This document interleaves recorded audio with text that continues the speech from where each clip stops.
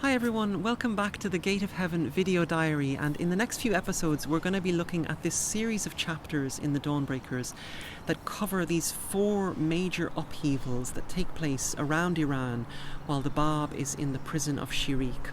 And these are the upheavals of Mázindarán, Nayriz, Zanjan and Tehran. And so this is around the end of the 1840s, coming into the year 1850. And it might take a few episodes to get through each of these upheavals. And as I mentioned before, some of the scenes in these chapters are quite upsetting. So just so you're aware in advance. But we'll soldier on into the Mázindarán upheaval. So the Mázindarán upheaval is set in motion when Mullah Hussein, who has been continuing to travel around Iran spreading the message of the Bab, has made his way to the city of Mashhad in the far eastern province of Khorasan.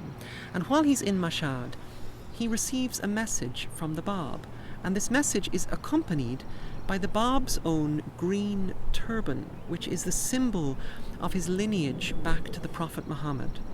And he tells Mullah Hussein to wear this green turban and to raise up a black flag and to fly this flag across the plains of Khorasan in fulfillment of a prophecy attributed to Muhammad himself, who 1200 years earlier had said, "Should your eyes behold the black standards proceeding from Khorasan, hasten ye towards them, even though ye should have to crawl over the snow, inasmuch as they proclaim the advent of the promised Mehdi, the vicegerent of God."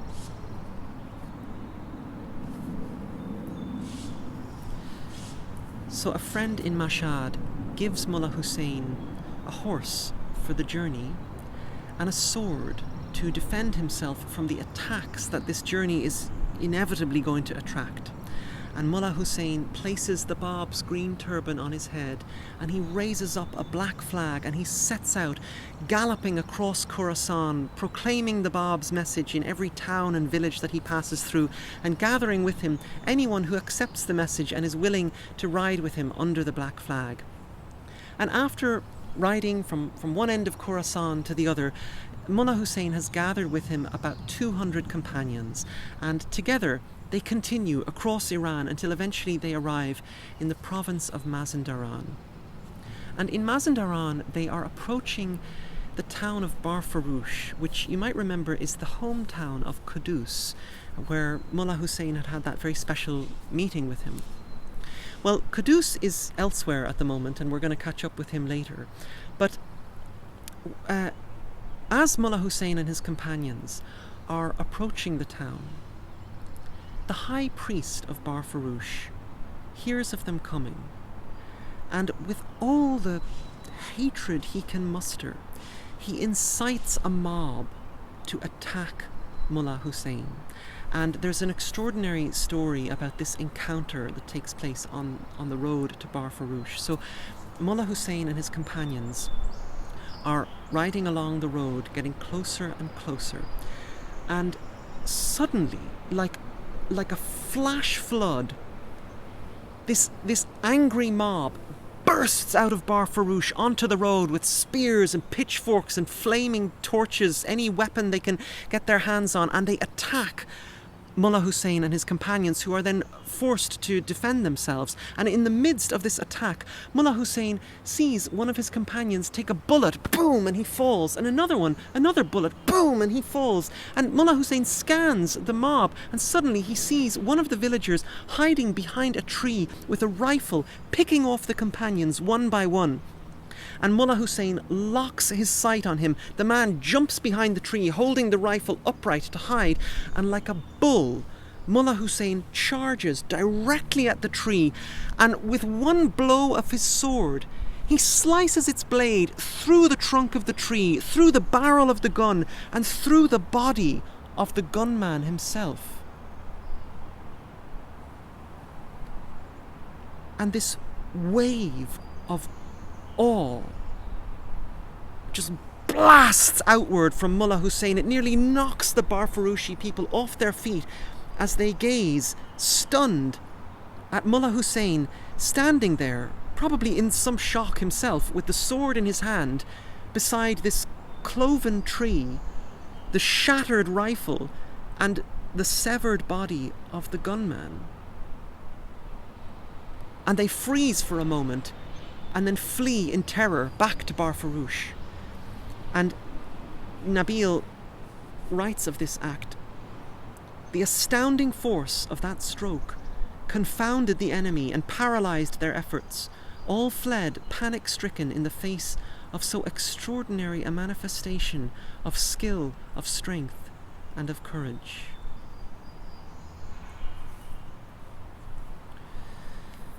Now, as extraordinary as that act is in itself, it's made even more extraordinary when we remember that Mullah Hussein was no fighter. He was not a soldier, he was not a swordsman, he had never had any kind of training in combat of any kind. He was a student who, up until then, had spent his life immersed in his books, studying metaphysics and theology, and he was known among his classmates as a timid, humble person who had a trembling hand and a delicate constitution. And yet, in that moment, something had so overpowered his being that he just refused to stand by and watch his companions being picked off and dropping like flies. And one of his companions, Muhammad Farougi, has recorded his response to this act in the Dawnbreakers. He says, "I myself was a witness to this act of Mullah Hussein. Had I not seen it with my own eyes, I never would have believed it. I have known him from his childhood and have been associated with him as a classmate and friend for a long time. I have never known him to be possessed of such strength and power. I even deem myself superior in vigour and bodily endurance." His hand trembled as he wrote, and he often expressed his inability to write as fully and as frequently as he wished. He was greatly handicapped in this respect, and he continued to suffer from its effects until his journey to Mázindarán. The moment he unsheathed his sword, however, to repulse that savage attack, a mysterious power seemed to have suddenly transformed him.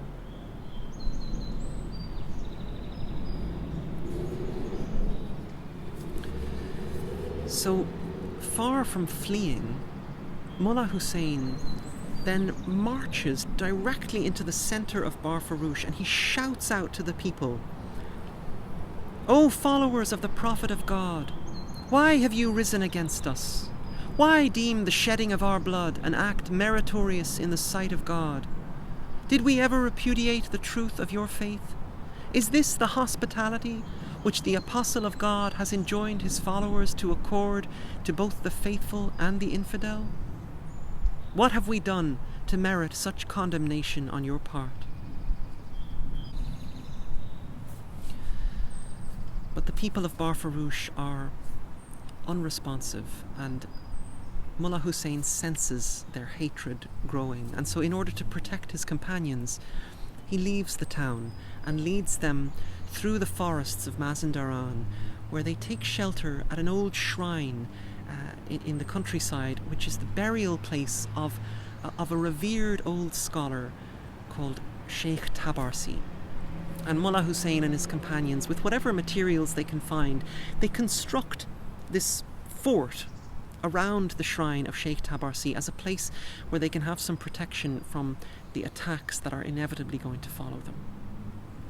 And just as they're finishing the construction of this fort, a messenger arrives informing Mullah Hussein that Baha'u'llah is on his way to visit them at the fort. And when Mullah Hussein hears this, his entire being just lights up, because you might remember that it was Baha'u'llah that Mullah Hussein had found way back in those early days when the Bab had given him that mission to find the secret treasure of Tehran. And so Mullah Hussein sweeps the paths and he sprinkles water on all the approaches to the fort. And when he sees Baha'u'llah coming, he runs forward, he embraces him and welcomes him into the fort. And the companions are really perplexed by Mullah Hussein's behaviour towards Baha'u'llah. He's just transfixed by him. And Muhammad Foroughi again has described their perplexity as they watched Mullah Hussein's behaviour during Baha'u'llah's visit at the fort. He says, "We were too blind in those days to recognise the glory of him whom our leader had introduced with such reverence and love into our midst. What Mullah Hussein had perceived, our dull vision was as yet unable to recognise. With what solicitude he received him in his arms, what feelings of rapturous delight filled his heart on seeing him. He was so lost in admiration that he was utterly oblivious of us all. His soul was so wrapped in contemplation of that countenance that we who were awaiting his permission to be seated were kept standing a long time beside him."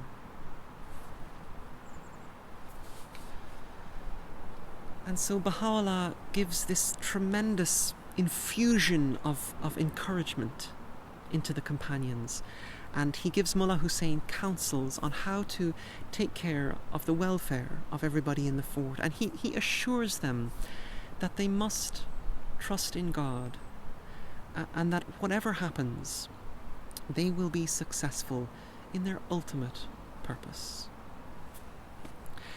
And on concluding his visit to the fort, Baha'u'llah says one last thing to Mullah Hussein. He says, "The one thing this fort and company require is the presence of Qudus."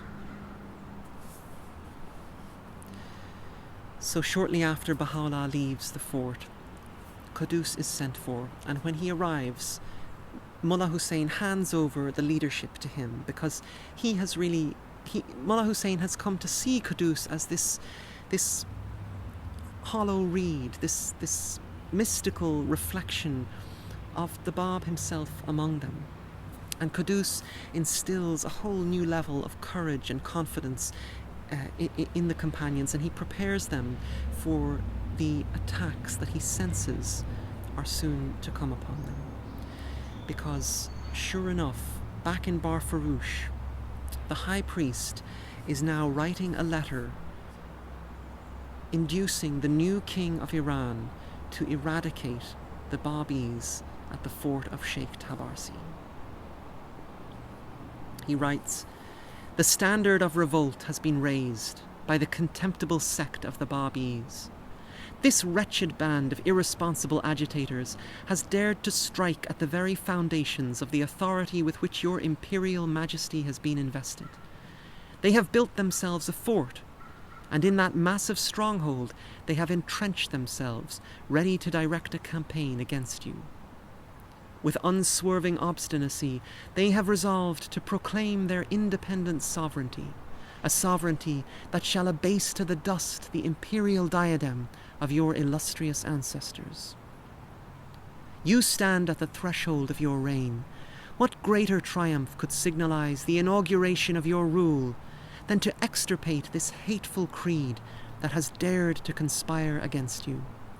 It will serve to establish your majesty in the confidence of your people. It will enhance your prestige and invest your crown with imperishable glory."